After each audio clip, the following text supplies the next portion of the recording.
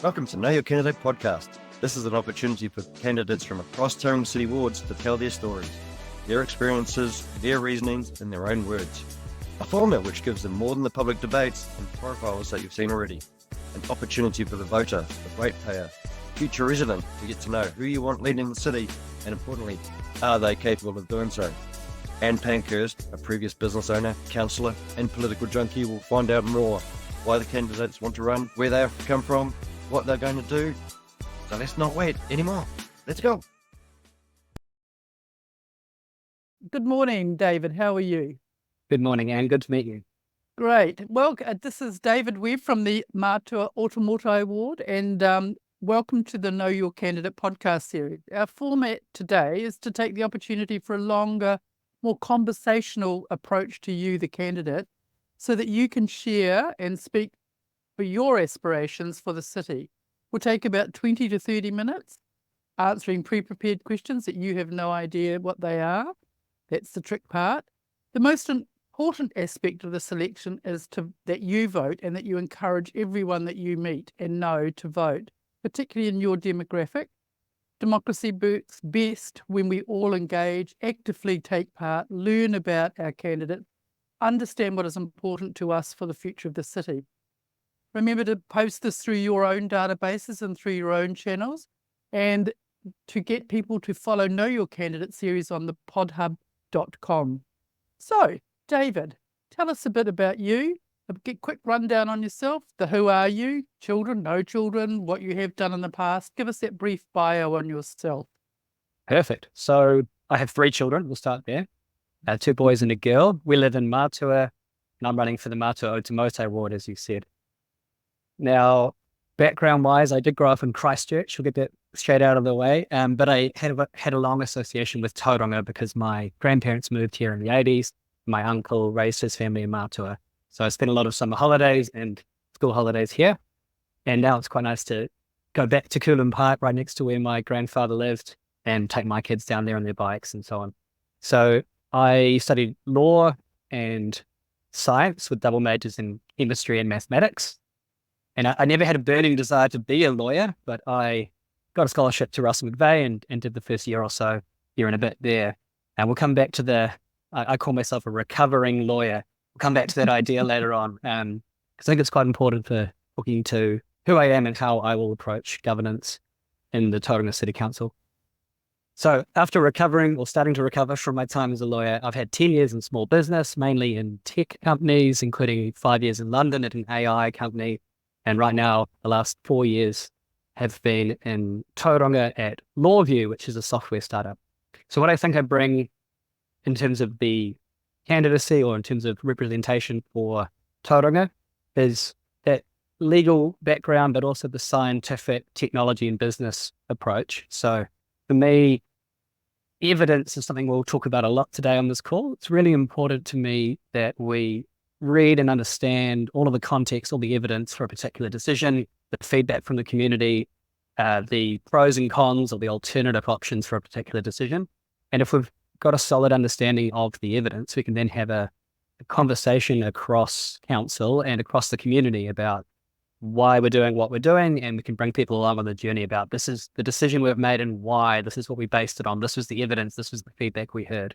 So I'll talk about evidence quite a lot. It's got a legal connotation, it's got a science connotation, so it's quite a fun concept for me.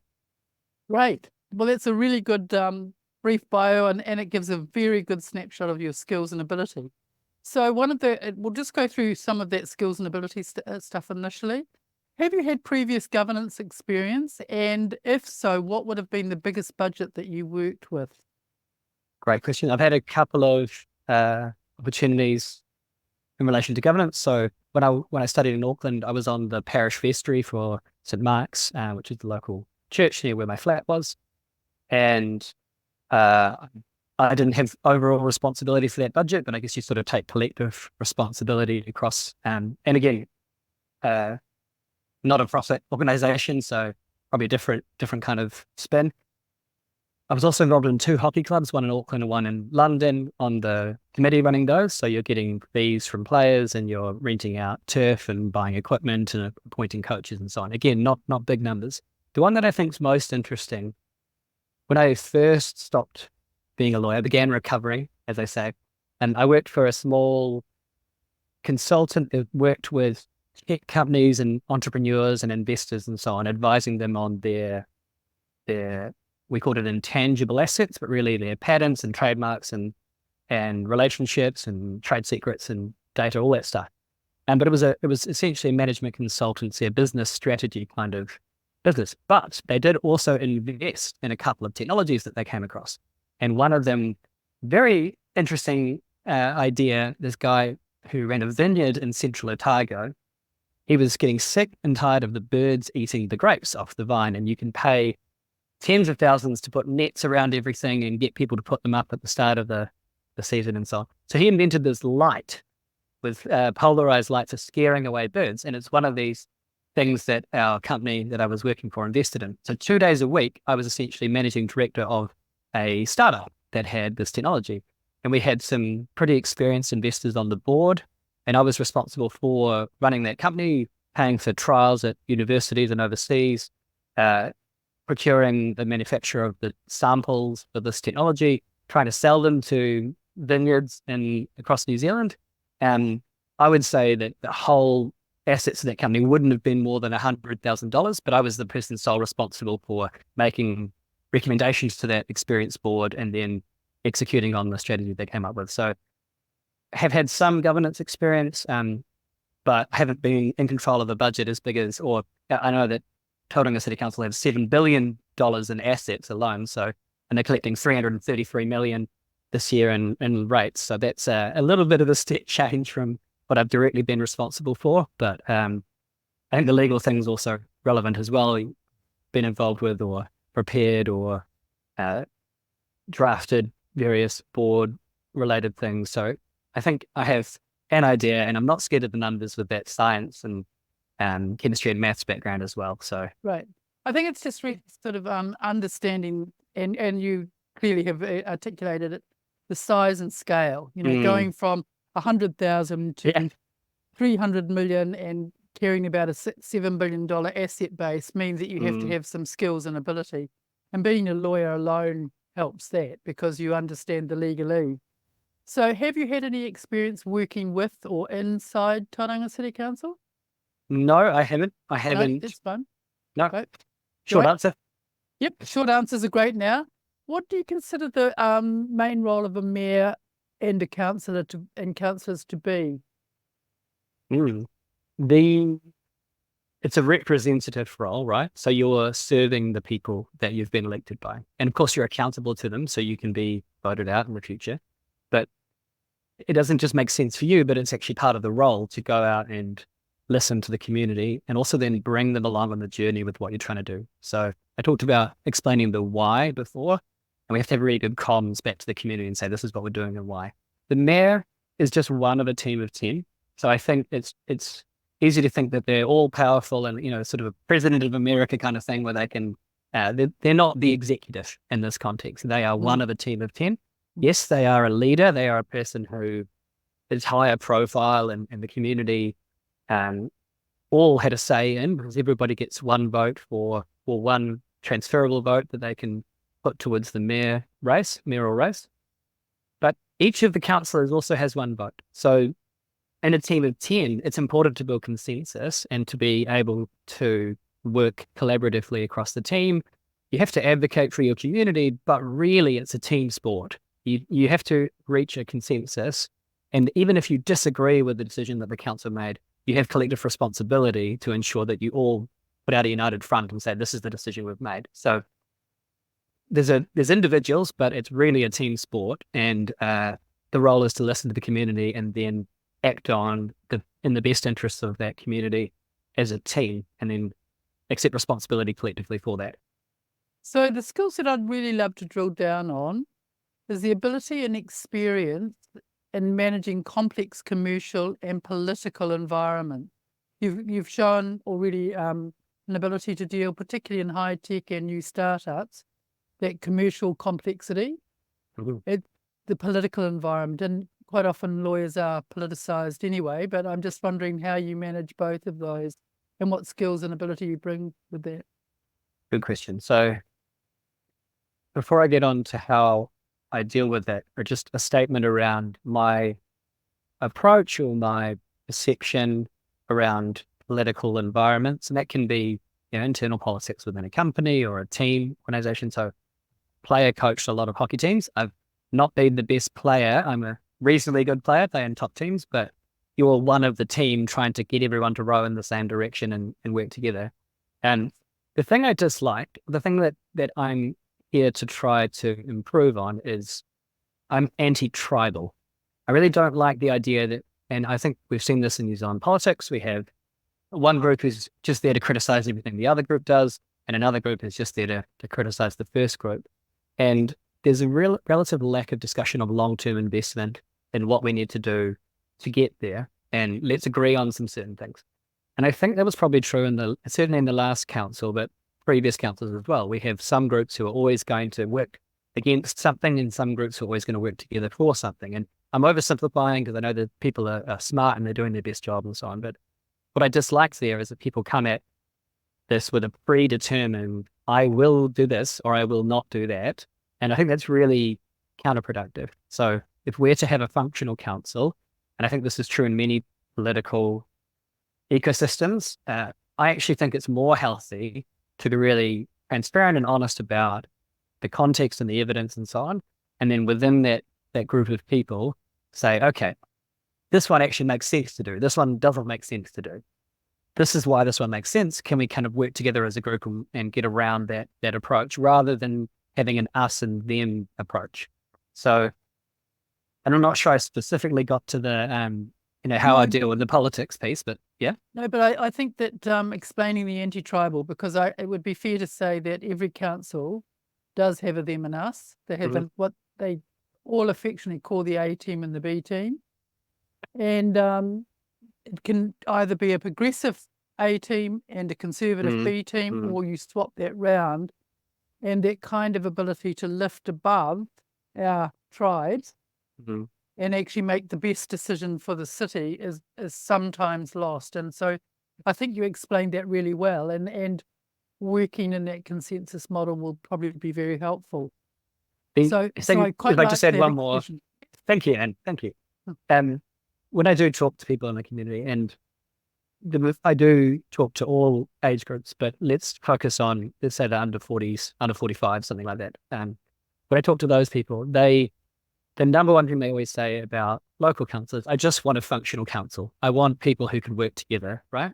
And when I say, I'm not going in and saying, I will definitely do this project, or I definitely will not do that project. I have some ideas. I've done some exploration and some reading and some discussion with people, so I know where I stand on most things as a starting point, but I'm willing to have an open mind and have that mind changed.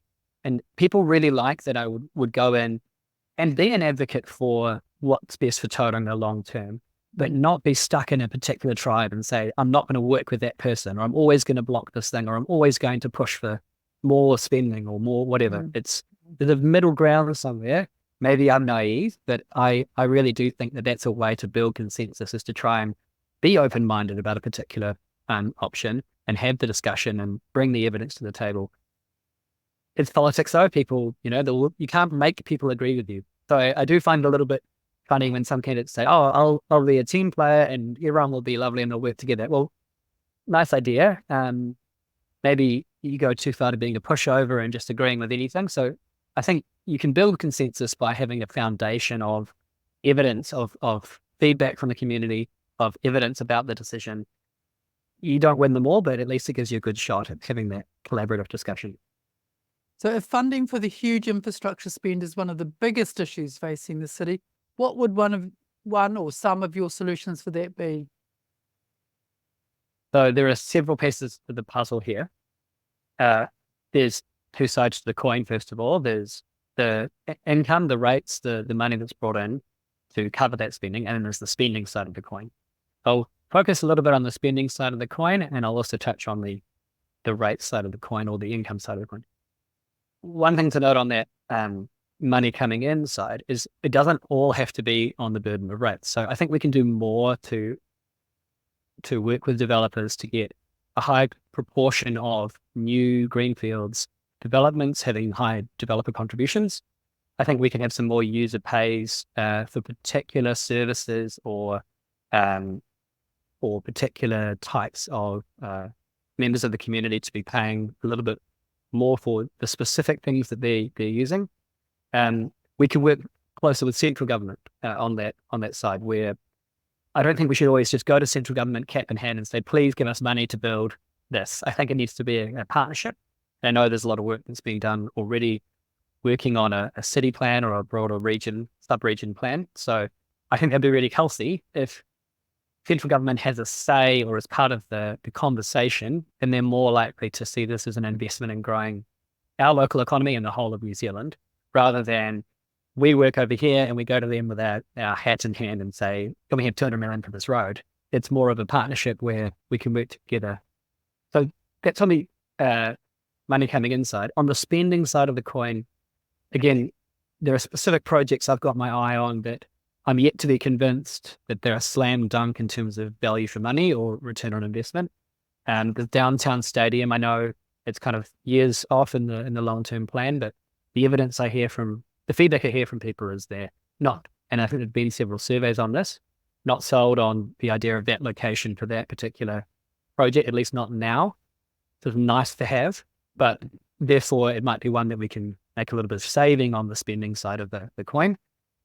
Potentially the convention centre is in a similar boat, but I do really like the civic centre, the library, the museum, the sort of heart of downtown, the exhibition space. I think those are all fantastic ways to create a beating heart of the city and to have some sense of our culture, our history, and a place for people to have events and present things. So I think there's a line somewhere.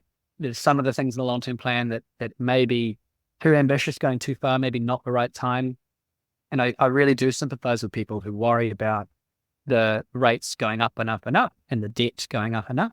But I really try to drill down with them and say, it sounds scary when you look at headline numbers, but if you agree that we have underinvested in the past in our growth, in our infrastructure, in our culture, and the centre of our city, for example, there has to be something above inflation that we need to invest. So it's finding, is that every ratepayer paying 2% above inflation each year and us adding more people? Is it 3%?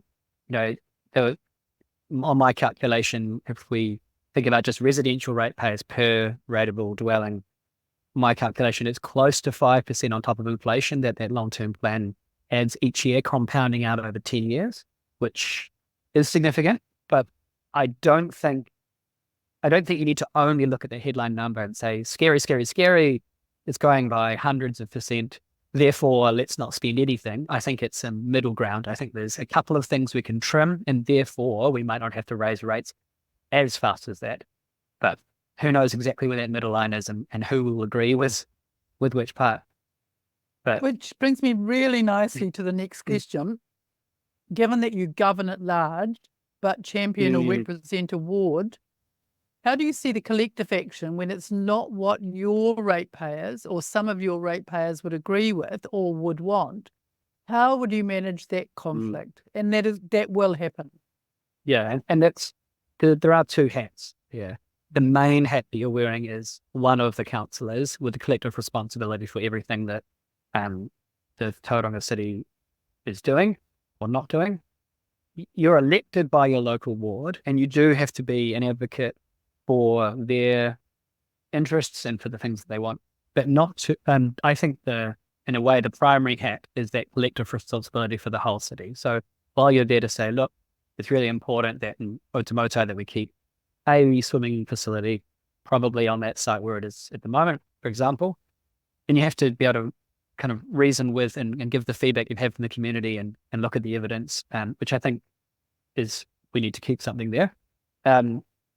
But if overall there's some way that the council decides that on a particular issue that we're not going to do what our community particularly wants, you're just one voice of 10. And the collective responsibility that you have as a group is that you do have to go out to bat for the decision council made, and this is why I think the evidence piece is really important. You say, this is why the overall decision was made, and we had this feedback, this is how we got to the point. So it's a tricky one. You are there as a voice for your community, but ultimately you're there for the whole city. That's your main job. Right. So I'd just like to get your reaction to the view, I think you've already brought it up already, that Tauranga is now considered part of New Zealand Inc. and its economic welfare. So do we have to think more nationally than locally, because what happens here matters? And you're part Yeah. of a firm that is an international firm, in fact, and choose to live, work and play here. So it's a very similar kind of paradigm, really. No, that's a nice parallel. Lordview is actually headquartered in Tauranga and has 150 people, probably almost over a third would be in America. So it's quite an interesting, sort of local and national and international. I mentioned already the conversational partnership with central government. I think that's really important that, first of all, that we are a voice that can advocate for our local interests and our economy. We are the fifth largest city by number. We have the largest port. So that's really, really essential in terms of New Zealand's growth. And with that, you think of that triangle between Auckland, Hamilton, and here, that's a massive part of New Zealand's economy. And I think connectivity between those three, not just by road, but by rail and all these initiatives that we can look more than just in, Tauranga, I think are really important. We're a really important growing voice at that table. And so that partnership with central government, I think, could be really, really valuable if we do it right. There's also a regional piece there where we have people get a little bit confused because we've got Western Bay Regional Council and we've got Tauranga City Council, and I'm paying two blocks of rates, and what's the difference there? So there's an opportunity potentially to move to sort of a unitary council at some point. We need to look into that, but I know Heidi Hughes talks about that, for example. So, or at least she posted on LinkedIn about it the other day. So yeah, I think there's a regional role, there's a national economic role, and that's why we really need to have that strong relationship with central government and not just say we're just a little town that sometimes asks for Kotahi money on a particular roading project. We need to be we need to have an intentional strategy for growth and for the economy and our role in it. Right. So only a couple more questions. How do you manage the multiple competing interests of reasonable rates, new funding models, infrastructure debt and deficit, and how will you choose between investing in growth and rates relief? I think you've done a pretty good job thus far of trying to explain your position, but just quite specifically. Yeah, like I said, there's a balance, there's a middle ground, and any extra project that you add on top of or you keep in the long-term plan will add extra cost somewhere, and someone has to pay for that. But I'm probably towards the end of, I definitely think the long-term plan and what the commissioners have set out as a strategy, the right direction. We do have a deficit in terms of our infrastructure. We do have that sort of gap in terms of maybe the more cultural and city and not roads and rail and so on, but more or water and pipes. So I'm probably more towards the we do need to invest, and it's a intergenerational thing. So if we say, well, the cost today is this, well, the cost of not investing in the infrastructure also has an opportunity cost in the future as well. And it's going to be more expensive to catch up, which is what we're finding now, if you don't spend the money early. And I mentioned before, developer contributions in terms of greenfields growth. I think that's really important. We also need to upgrade a lot of our infrastructure if we're going to intensify, for example, in the CBD, water and so on. So yes, it's a balance. Part of that is being very deliberate about certain projects and whether they do make sense to do now. But on the whole, we do need to invest, and invest is the right word. And we need to be able to bring the community along and say, yes, your rates are going to rise 3%, 4%, whatever it is. This is why we're doing that. And in the future, it'll pay back because we've planned and we've got it caught up again to the run rate, so to speak, rather than chasing the game and trying to do too much too late, which actually gets more expensive. Yep. So I'm just going to question you a little bit. You use the language of middle ground. Mm. Do you feel that you're not going to be a fence sitter, or you're going to be making decisions? I'm not going to be a fence sitter. Got What it. I'm trying to say by middle ground is that there's some consensus that can be formed. And you talked about the A team, B team thing that can happen in councils. I don't want to always be on either of A the team. teams. Yeah. I think that you can have an open mind and think about a particular option A and option B without being tribal and saying, I'm always on the team that, that does this or does. So, Yeah. for example, the long-term plan, a lot of people, do you like it? Do you not? Yes. But there are a couple of things I mentioned already, the downtown stadium, the convention center component of and hotel, that and maybe even the Memorial Park Aquatic Center may be in that location, because $130 million for what's being proposed there, maybe that's much higher than I can see other cities in New Zealand or towns in New Zealand are getting similar or superior aquatic centres for. Maybe there's a geotechnical issue and needs to be a different part of the site. I'm not sure. I think so. Yeah. In that case. But the potentially the hotel and convention centre will be a private investment, not a city council True. investment. So Potentially that's a good option, right? If you, that's right. it's not yet in the LTP as a cost to the ratepayer, right? Well, So I can't imagine that it would be, because there's no No. actual benefit back to the city. But just as a whenever you do a big investment like that, even if it is private, there's a part that council needs to play in that, and it might be water reticulation or whatever. But so the other one that I'd quite like to tease out with you is that you work for an international high-tech business. Do you see the city and the region being a leader in the high-tech area, and innovation area? it can do more. There's a lot of bright people. There's a lot of software developers. There's quite a good startup ecosystem here. I'm in a WhatsApp group that has maybe 100 people in it that only started a year or so ago. Tech people in the Bay. Yeah, so it's quite a lot of enthusiastic people who've chosen to live here because it's a fantastic place to live, just like I have.